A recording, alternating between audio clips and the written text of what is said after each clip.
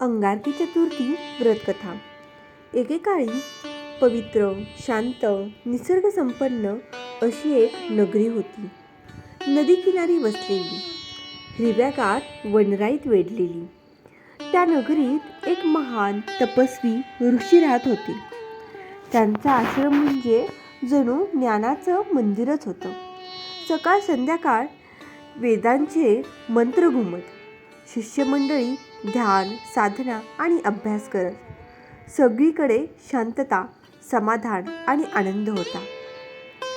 पण हळूहळू काहीतरी बदलू लागलं. लोकांच्या जीवनात अडचणी वाढू लागल्या. घरात कलह होऊ लागले, कामात अपयश येऊ लागलं, आरोग्य बिघडू लागलं. सगळीकडे एक प्रकारचं संकटाचं सावट पसरलं. लोक भयभीत झाले आणि उपाय शोधण्यासाठी ते त्या ऋषीकडे आले. ऋषींनी ध्यान करून पाहिलं आणि त्यांना सत्य कळालं. ते म्हणाले, हे सर्व संकट मंगळ ग्रहाच्या वाढत्या प्रभावामुळे होत आहे आणि त्या ग्रहाचा अधिपती आहे अंगारक. अंगारक हा तेजस्वी, शक्तिशाली, पण त्याचा प्रभाव वाढला की जीवनात संघर्ष निर्माण होतो. ही गोष्ट आता अंगारकाच्या कानावर पोहोचली. तो मनातून व्यथित झाला. माझ्यामुळे लोकांना दुःख होत आहे, हे कसं थांबवायचं? त्याच्या मनात विचार आला.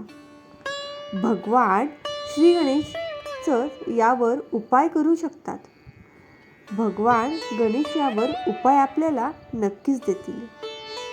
अंगारक एका घनदाट जंगलात गेला. तेथे त्याने एकांतात आसन घातलं, डोळे मिटले, मन स्थिर केलं आणि तो जप करू लागला. ओम गण गणपते नमः, ओम गण गणपते नमः असा जप त्याने सुरू केला. वर्षानुवर्ष तो हा जप करत होता. उन्हाळ्याची कडक ऊन होती, पावसाळ्यात मुसळधार पाऊस होता, हिवाळ्यात थंडी होती, पण अंगारक हलला नाही. त्याची साधना वाढत गेली, त्याची शक्ती अधिकाधिक गाढ होत गेली. जंगलातली प्राणीही शांत झाले, वातावरण पवित्र झालं. आणि मग एक दिव्य दिवस. अचानक आकाशात तेज पसरलं. दिव्य प्रकाशाने सगळं जंगल जणू उजळून निघालं. मंद सुवास, घनदाट आणि पवित्र ऊर्जा होती. भगवान श्री गणेश प्रकट झाले. मोठे कान, शांत चेहरा, प्रसन्न स्मित, हातात मोदक आणि भक्तांवर कृपा करायची मुद्रा. अंगारकाने डोळे मिटले. आनंद अश्रूंनी त्याचे डोळे भरून आले.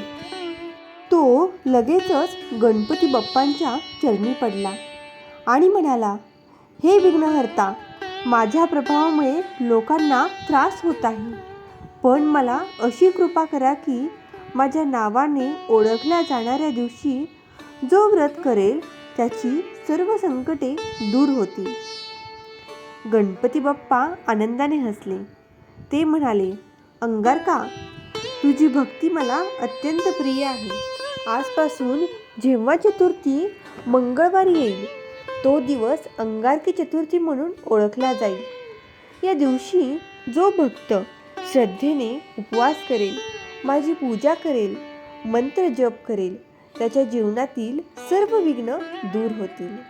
त्याला सुख, समाधान, समृद्धी, यश प्राप्ती होईल. त्या दिवसापासून अंगारकी चतुर्थी व्रत सुरू झालं. लोक श्रद्धेने उपवास करू लागले, गणपतीची पूजा करू लागले.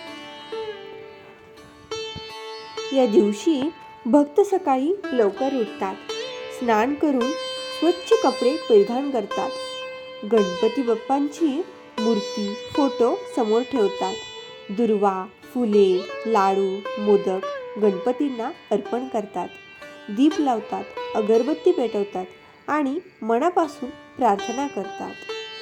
भक्त दिवसभर जप करतात. ओम गण गणपते नमः, ओम गण गणपते नमः हा मंत्र त्यांच्या मनाला शांत करतो आणि बाप्पांची कृपा मिळवून देतो. संध्याकाळ होते, आकाशात चंद्र उगवतो. भक्त चंद्रदर्शन करतात आणि गणपतीला नमस्कार करून हे व्रत सोडतात.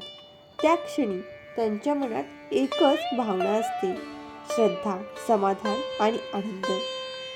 या व्रताचे महत्त्व खूप आहे. अंगारकी चतुर्थीचे व्रत अत्यंत पवित्र मानलं जातं. या व्रतामुळे मंगळ दोष कमी होतो, जीवनातील अडथळे दूर होतात, सुखसमृद्धी प्राप्त होते, मनशांती मिळते. अंगारकी चतुर्थी ही केवळ एक तिथी नाही, ती आहे श्रद्धेची शक्ती. ती आहे भक्तीचा विजय. जो मनापासून गणपती बाप्पांना हाक मारतो त्याला बाप्पा कधीच निराश करत नाहीत. त्यामुळेच जर तुम्ही खरे गणेश भक्त असाल तर गणपती बाप्पा मोरया, मंगलमूर्ती मोरया कमेंटमध्ये नक्की लिहा. व्हिडिओला लाईक करा, शेअर करा.